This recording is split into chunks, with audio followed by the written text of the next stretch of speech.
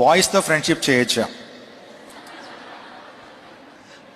Okay, I mean classmates. అంటే boy friend అనే పదం వేరు, బాయ్తో ఫ్రెండ్షిప్ చేసే పదం వేరు. బాయ్తో బాయ్స్ తో ఫ్రెండ్షిప్ చేయొచ్చు. బాయ్ ఫ్రెండ్ చూస్ చేసుకోవాలంటే మీ అమ్మ నాన్నని అడగండి, నన్ను కాదు. Anyways, friendship is very good. బాయ్స్తో అయినా సరే, గర్ల్స్తో అయినా సరే. బాయ్స్ని ఫ్రెండ్స్ చేసుకోవచ్చు, గర్ల్స్ని ఫ్రెండ్స్ చేసుకోవచ్చు. పరస్పరం కూడా ఫ్రెండ్స్గా ఉండొచ్చు. కానీ హద్దులు ఉన్నాయి, లిమిటేషన్స్ ఉన్నాయి.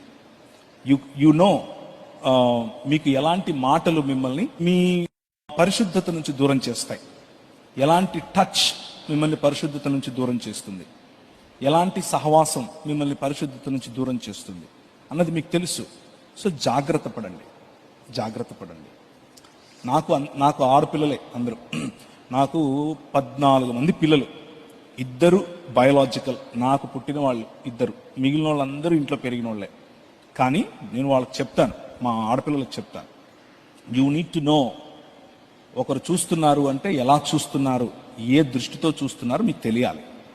ఒకరు టచ్ చేస్తున్నారు అని అంటే అది గుడ్ టచ్చా బ్యాడ్ టచ్చా మీకు తెలియాలి.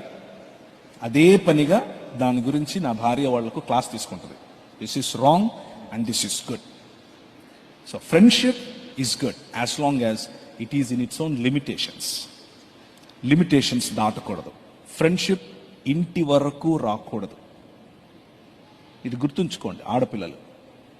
మన సమాజంలో ఒకవేళ బాయ్స్తో కలిసి మీరు ఆడుతూ ఉంటే, బాయ్స్తో కలిసి మీరు తిరుగుతూ ఉంటే, బాయ్స్తో కలిసి మీరు పరీక్షల్లో పాల్గొంటూ ఉంటే కాన్ఫిడెంట్గా ఉండండి, తప్పేమీ లేదు. కానీ దానివల్ల సమాజంలో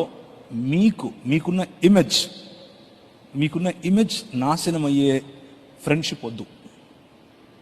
ఆ ఫ్రెండ్షిప్ మీ ఇంటి దాకా రావడం వద్దు. దానివల్ల భవిష్యత్తు ప్రాబ్లం ఉంటుంది. భవిష్యత్తులో చాలా ప్రశ్నలు వస్తాయి.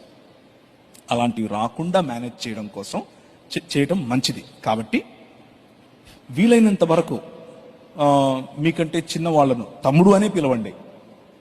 వీలైనంత వరకు మీకంటే పెద్దవాళ్ళను అన్నయ్య అనే పిలవండి. ఫ్రెండ్ అయినా సరే అన్నయ్య తమ్ముడు అనే పదాలు మంచివి. వాటిల్లో మనకు మంచి బంధం ఉంటుంది. అలా కాకుండా